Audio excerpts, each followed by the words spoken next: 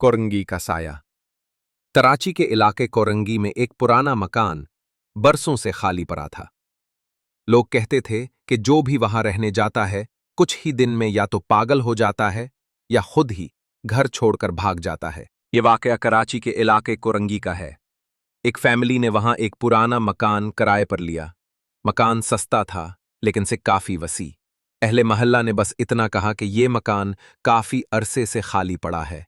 Family ने ज्यादा सवाल नहीं किए और शिफ्ट हो गई। पहले में चंद दिन सब नॉर्मल रहा, लेकिन एक हफ्ते के बाद अजीब व गरीब वाकयात शुरू हो गए।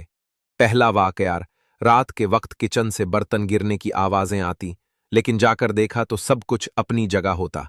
एक दिन खातून खाना ने खुद देखा कि चूल्हे पर हांडी खुद ब खुद उबलकर नीचे गिर गई, हालांकि आग बंद थी।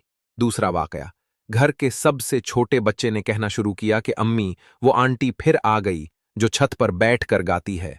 जब पूछा गया कि कैसी आंटी, तो बच्चा बोला, वो जो सफेद कपड़ों में है और उसके बाल जमीन तक आते हैं।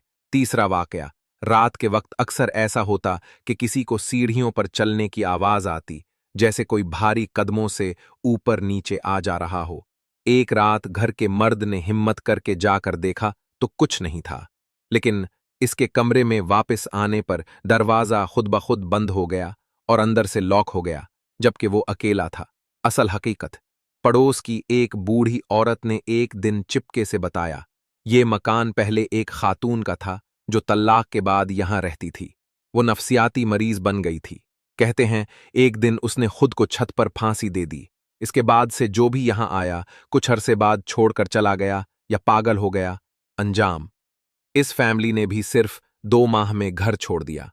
जाने से एक रात पहले खातून खाना ने ख्वाब में देखा कि एक औरत उससे कह रही है, ये मेरा घर है, तुम यहां क्यों आई हो। ये मकान आज भी कुरंगी में मौजूद है। बाहर से बिल्कुल आम सा लगता है, मगर जो लोग वहां गए हैं वो किस्म खाकर कहते हैं, वहां कुछ है जो नजर नहीं आता मगर महसूस होता है।